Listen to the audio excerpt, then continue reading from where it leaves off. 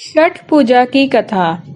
पौराणिक कथा के अनुसार एक राज्य में प्रियव्रत नाम का राजा राज करता था।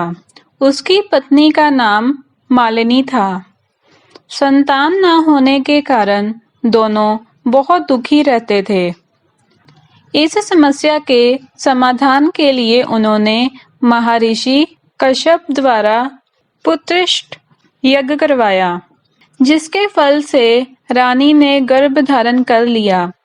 पूरे 9 महीने बाद एक मरे हुए पुत्र को जन्म दिया और इस बात का पता जब राजा को चला तो वह बहुत दुखी हुआ और आत्महत्या का मन बना लिया। जैसे ही राजा आत्महत्या के लिए चला, उसी समय एक सुंदर देवी वहां प्रकट हो गई। देवी ने राजा को कहा कि मैं षष्ठी देवी हूँ। मैं लोगों को पुत्र का सौभाग्य प्रदान करती हूँ।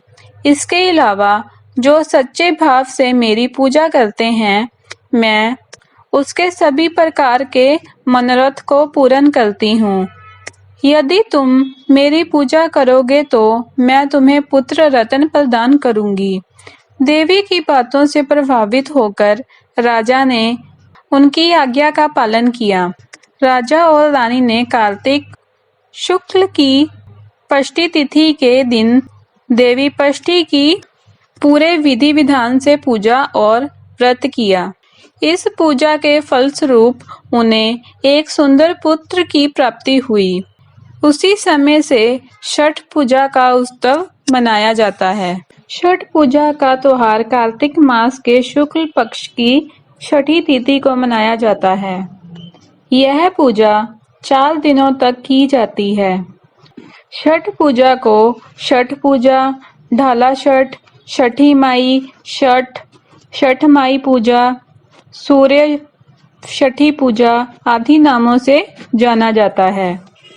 इस दिन स्नान और दान को भी अधिक महत्व दिया जाता है।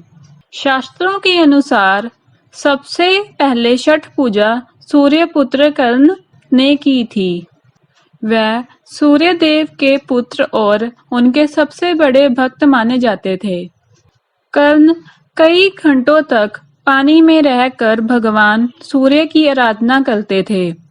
छठ पूजा में खाए नहाए को विशेष महत्व दिया जाता है, जो 4 दिनों तक किया जाता है, जिसमें पहले दिन खाए और नहाए किया जाता है, दूसरे दिन खरना, तीसरे दिन शाम को सूर्य को अर्घ और चौथे दिन सूर्य को सुबह के समय अर्घ दिया जाता है।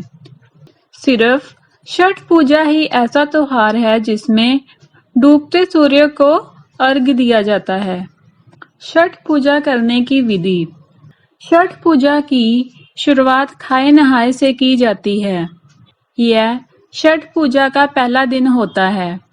इस दिन नहाने और खाने की विधि की जाती है, जिसमें घर की साफ सफाई करके उसे शुद्ध किया जाता है और शाकाहारी भोजन बनाकर खाया जाता है। इसके दूसरे दिन खरना किया जाता है, जिसमें पूरे दिन का उपवास किया जाता है। छठ के दूसरे दिन शाम के समय गन्ने का रस या फिर गुड़ में चावल बनाकर खीर का प्रसाद बनाकर खाया जाता है।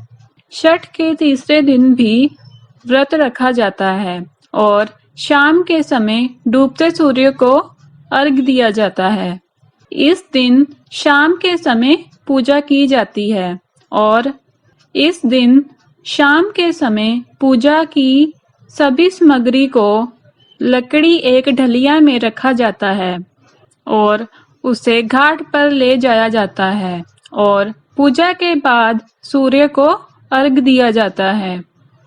इसके बाद घर आकर पूजा का सामान पहले की तरह रख दिया जाता है और रात के समय छठी मैया के गीत गाए जाते हैं और व्रत की कथा सुनी जाती है। इसके बाद अगले दिन छठ का चौथा और अंतिम दिन होता है, जिसमें सूर्य उदय से पहले ही घाट पर पहुंचकर सूर्य की पहली किरण को जल दिया जाता है और छठी माता को ध्यान करके संतान की रक्षा के लिए प्रार्थना की जाती है और घर आने के बाद प्रसाद बांटा जाता है।